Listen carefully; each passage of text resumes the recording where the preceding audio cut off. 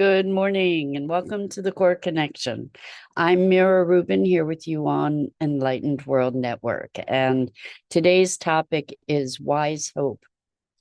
Hope can be one of the most powerful emotions and perspectives, but we need to make a distinction between what I've heard called hopium, which is sort of an opiate, hope as an opiate, versus wise hope.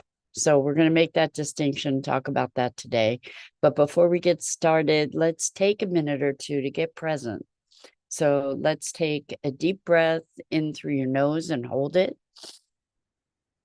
And imagine clean, crisp oxygen flooding your lungs, flowing into your bloodstream, nourishing all your cells, all your organs, bringing vital life energy to your body and being.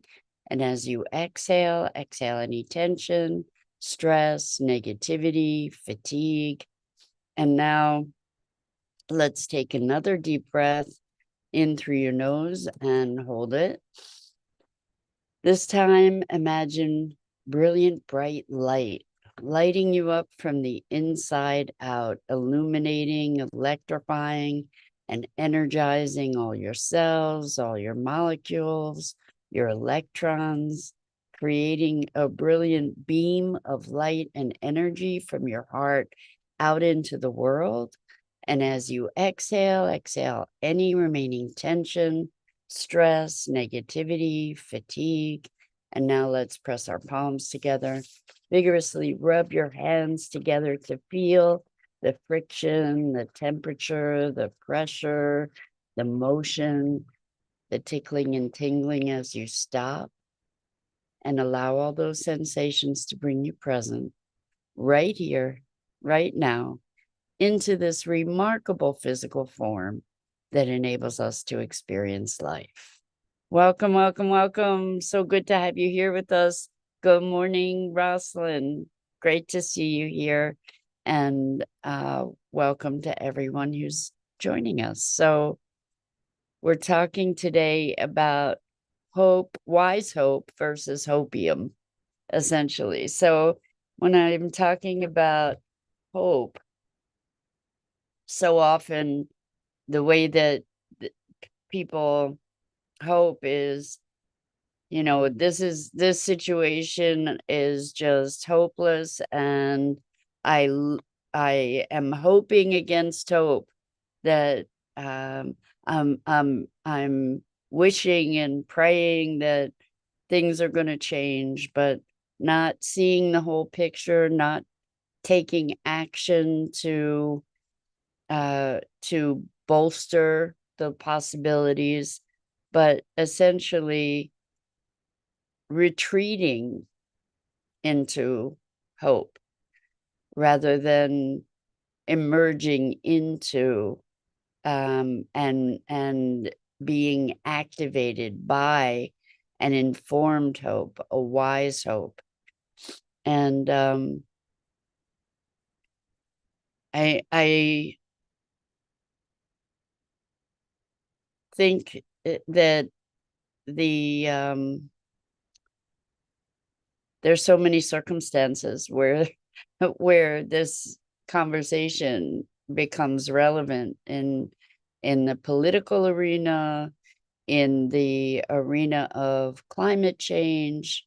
We cannot just sit back, for instance, in the arena of climate change and just hope that it's not happening, or hope that things are going to change. We need to take action. We need to change in order to change the circumstance.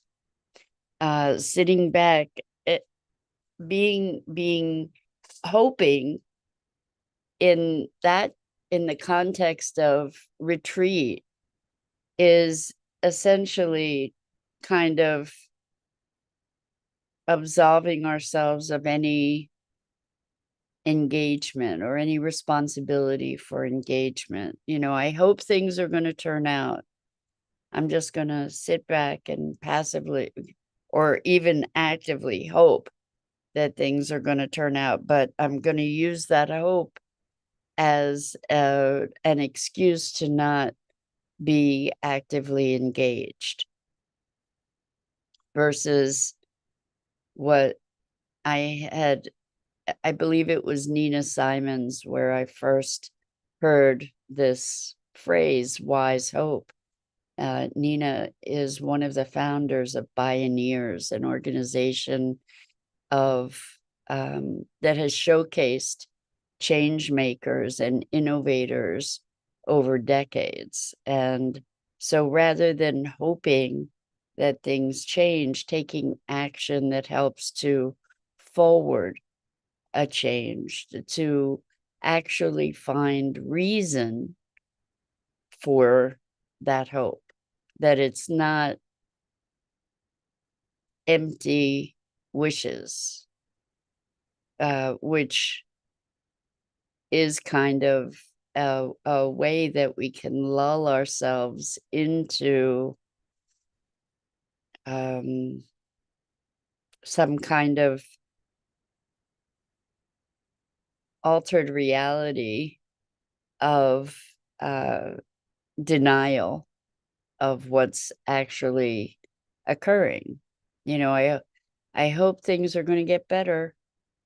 I'm living in that hope, but I'm not going to do anything about it. I'm not going to actively engage versus a wise hope in the face, for instance, of climate change, recognizing, researching, discovering that there are many things happening that have potential to be shifting things, that there are many opportunities for engagement at all different kinds of levels, in all different kinds of expressions, whether it's speaking up, getting politically active, getting active in our communities, getting active in spreading information, that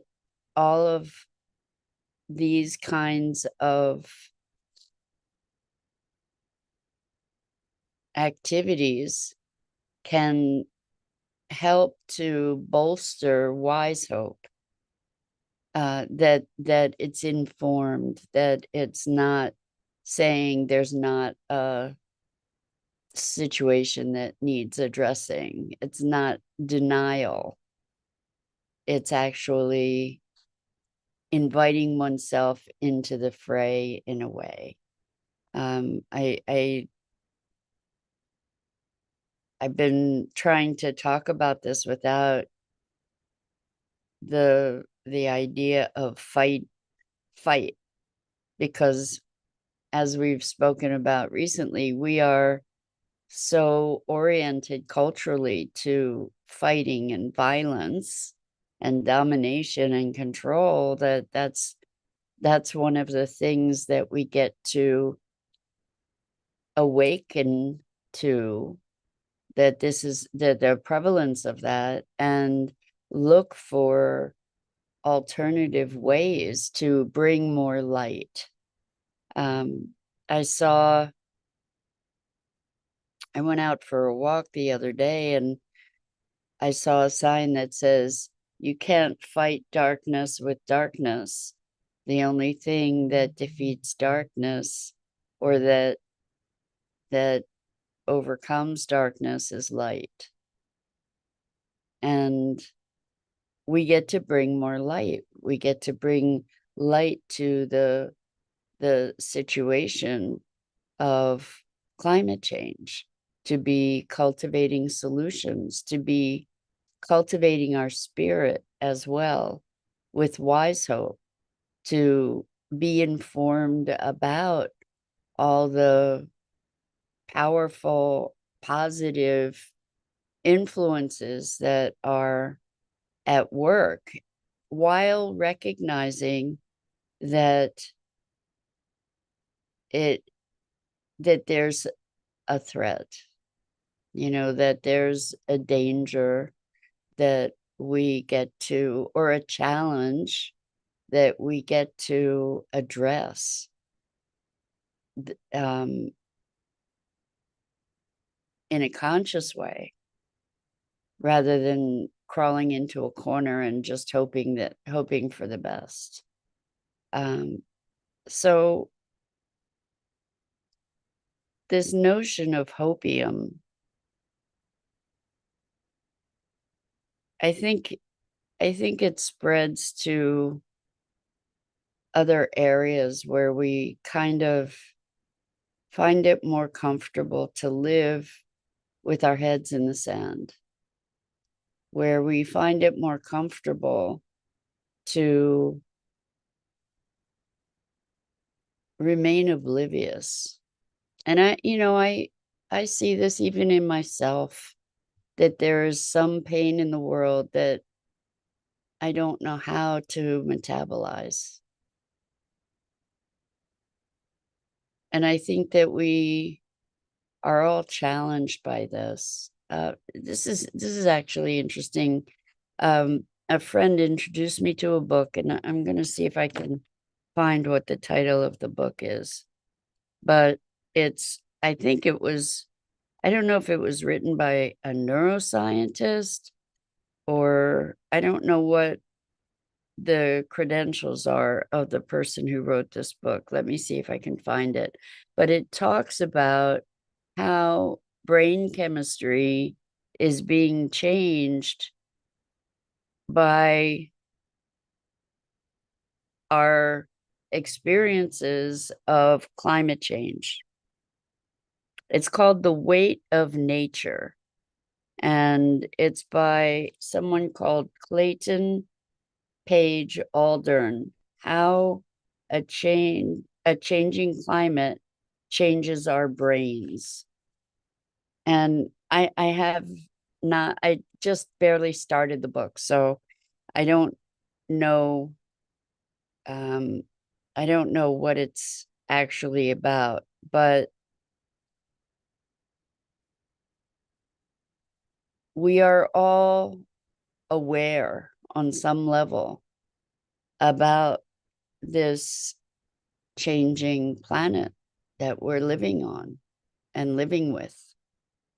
And we are, as much as we want to deny it or pretend that it doesn't exist, we are in a world that is changing dramatically and rapidly. And it has an impact on us. And so when people face continual threat, an experience of continual threat, we get locked into our limbic system, kind of goes into overdrive. And the limbic system is responsible for fight or flight. And we go into self-preservation mode. And that can be fight, flight, freeze, fawn, their feast. There are all different ways that we respond to stresses and stressors. And I think hopium is one of those ways that we allow ourselves to sort of numb ourselves, maybe out of self-preservation, where we allow ourselves to pretend that something doesn't exist. On the other side of this hopium thing is hopelessness, actually. And hopelessness is often characterized by people saying, I can't do anything about it. I'm just one person. What difference can I make? And to absolve ourselves of responsibility because we feel so completely overwhelmed and hopeless. And so that can move us into a deep, dark despair. And I know that, again, I know that the political arena has been one where lots of people on both sides, or which this both sides thing is a whole other situation and story and conversation, but where people on both sides have felt hopeless. And when that pallor is lifted, it's palpable. It's palpable. And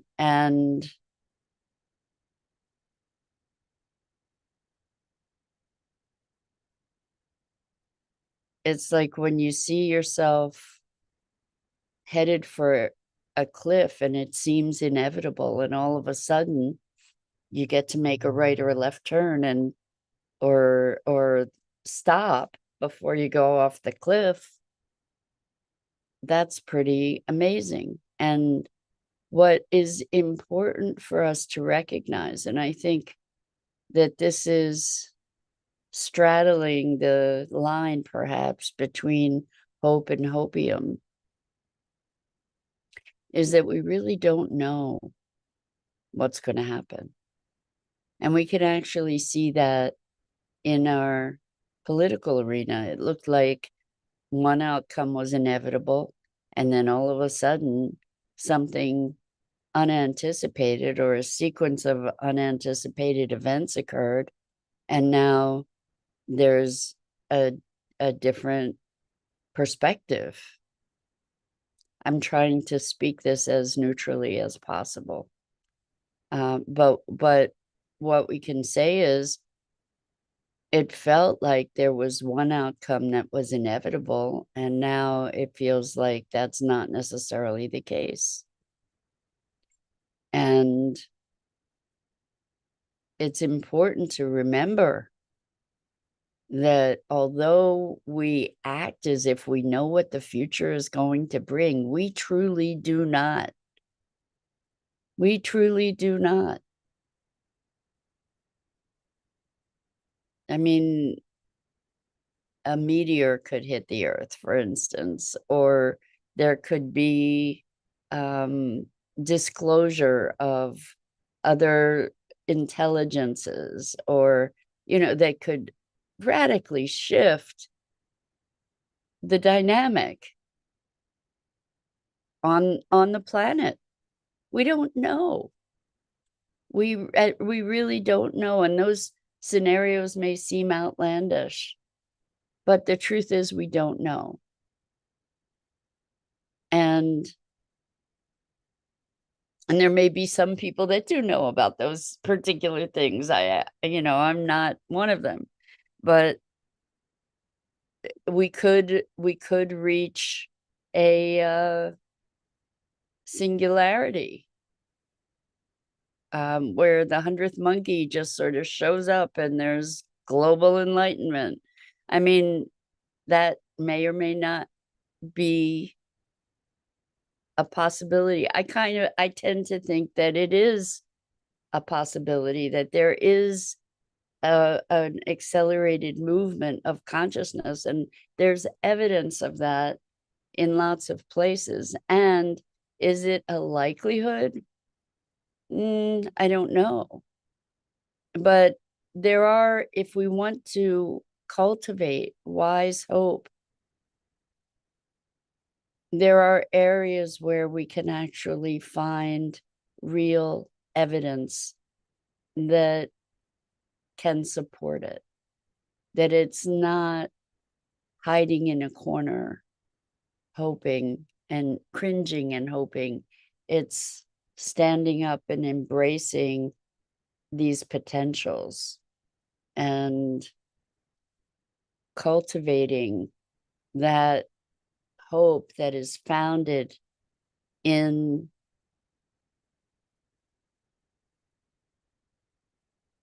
a reality that's founded in evidence, that's founded in,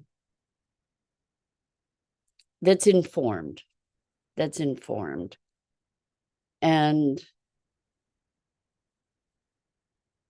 the balance of hope and hopelessness is one that we're all navigating in some way or another. And it's not necessarily something that we're navigating in a conscious way. It's kind of an undercurrent in our culture that's impacting all of us and that is affecting our way of being. And if we can bring ourselves conscious to the despair that we may be experiencing, to the hopelessness that we may be experiencing, then we can address it head on.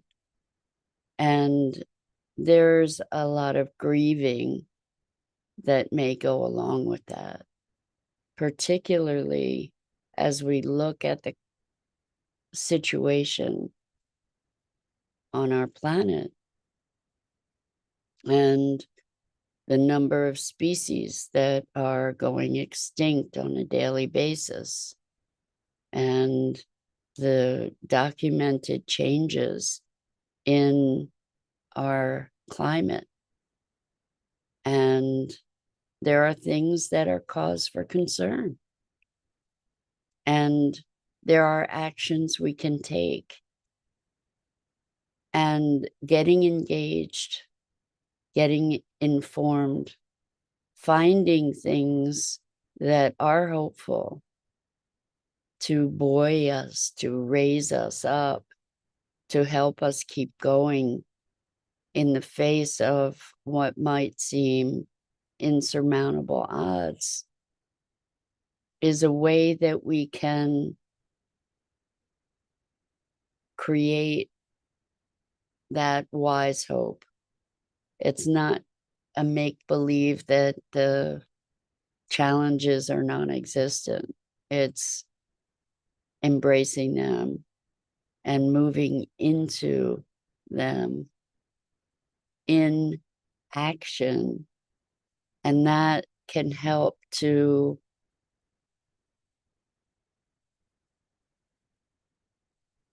keep us from the deep resignation and the devastating weight of hopelessness.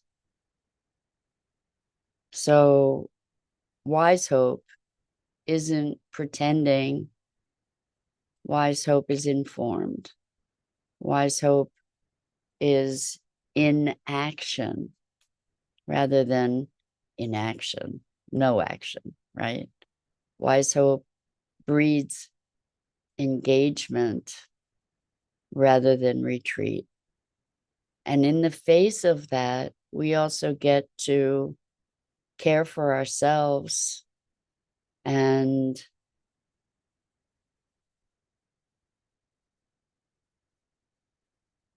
be conscious of the need to meter our energies, to grieve when we need to grieve, to be aware, to be responsive, to be cultivating that wise hope. And the way that we cultivate it is by learning more, being engaged, highlighting, becoming active, because it gives us the experience making a difference. And hopefully, there's that word, we are making a difference. And it is that wise hope that elevates the frequency. It's a wise hope that can really shift the dynamic on the planet. So I invite you to engage, to look at a place where you feel hopeless and helpless, and start cultivating some action that you can engage in that elevates your heart, that elevates your frequency, that feels empowering. And so that's today's invitation, is find a path to your empowerment in the face of the things that make you feel hopeless. And that's it for today. I'm Mira Rubin. This is the Core Connection, and I go live here each weekday morning at 9 a.m. Eastern on the Enlightened World Network Facebook page and YouTube channel. And I invite you to like, follow, and share Enlightened World Network and me. The links are in the description. And as always, it is a pleasure and a privilege that I cherish to have the opportunity to muse together in these mornings about what it is to be human. So until